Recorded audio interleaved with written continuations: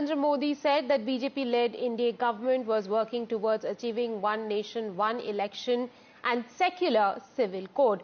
Addressing the National Unity Day parade in Gujarat's Kevadia, Prime Minister said, "We are now working towards one nation, one election, which will strengthen India's democracy." Congress President Mallikarjun Kharge, meanwhile, dismissed Prime Minister's comments, saying that one nation, one election initiative is impossible without consensus in the parliament. एकता के हमारे इन प्रयासों के तहत ही अब हम one nation one election पर काम कर रहे हैं, जो भारत के लोकतंत्र को मजबूती देगा,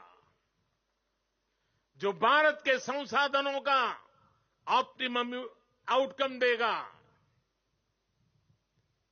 और देश विकसित भारत के सपने को पार करने में और नई गति प्राप्त करेगा, समृद्धि प्राप्त करेगा।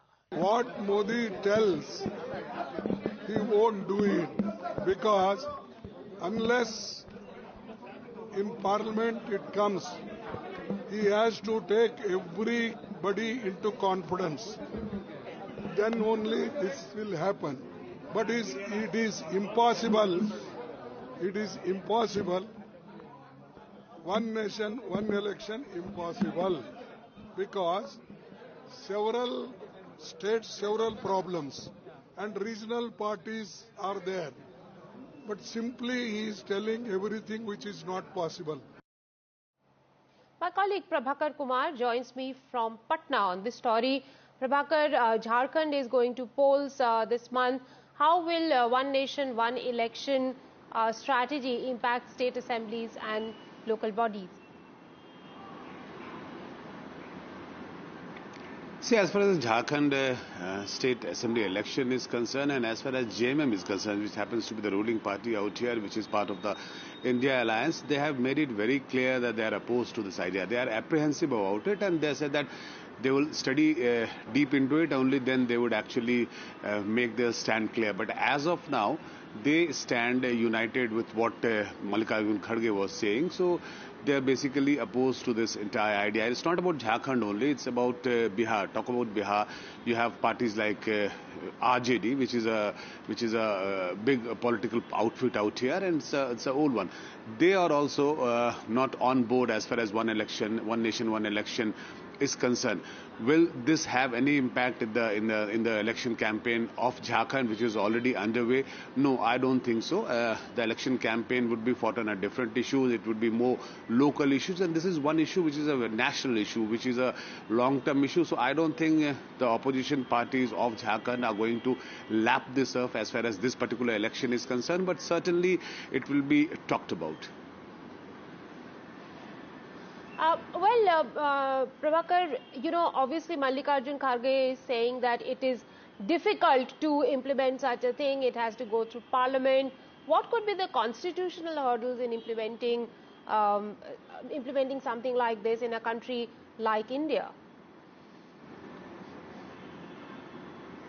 Yeah, for a country as diverse as India, you have many teething problems, and as Mallikarjun Kharge was saying, it has to first be, the government has to win the confidence of all the political parties in both the houses. So that is something very crucial. And it's not about the numbers only. You have to take the confidence, you have to take every political party in confidence, whether they'll all be on board. And we have seen there was a committee which was made, the representatives of various political parties were also there. So there are many stages which needs to be crossed, there are many obstacles which needs to be crossed, and only then the government will be able to implement this one nation, one election policy, which they claim is something which would go a long way in ensuring that the resources are utilized optimal, but they will have to win the confidence of opposition parties as well. As of now, that does not seem to be happening, so it's still a long way to go for the government.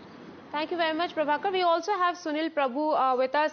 Sunil, Mr. Modi is saying that They want to bring in one nation, one election, and also uniform civil code. With 2 states going into polls, how will his announcement of intent impact the polls in these 2 states? Unlikely to make an impact. If you see Maharashtra, for example, the opposition has been very critical of the fact that the Election Commission delayed Maharashtra elections and didn't hold Maharashtra and Jharkhand along with Jammu and Kashmir and Haryana. So that itself is the answer to that entire one nation, one election. Nothing stopped the Election Commission, which had earlier done this election together. Why should it have, done a division in terms of the seats? So it's in terms of the states. But be that as it may, as the Congress alleges, they wanted to give the BJP time. The MVA has been on record saying that the Election Commission basically facilitated the BJP and the present government in Maharashtra to conduct and implement its schemes so as to be able to delay the entire process. So it's in this context we'll have to see how things play forward. There's a long road ahead. As we've been pointed out, it's not been bipartisan. The member of the committee from the Congress, Mr. Adhir Ranjan Chaudhary, quit in the COVID committee. He didn't participate in it.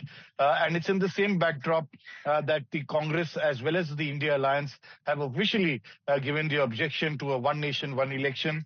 The constitutional amendment needs bipartisan support, right, apart from the fact that it will require states' ratification for the one electoral roll that is envisaged. So that's a long road ahead, but definitely nothing is impossible. Right up till 1967, Rika, if you note, elections were conducted at one time. It's after that that the entire process, when governments were, removed and dismissed, that we have not had simultaneous elections. Right, and that's been a long, long time now. Thank you very much, Sunil, for joining us with all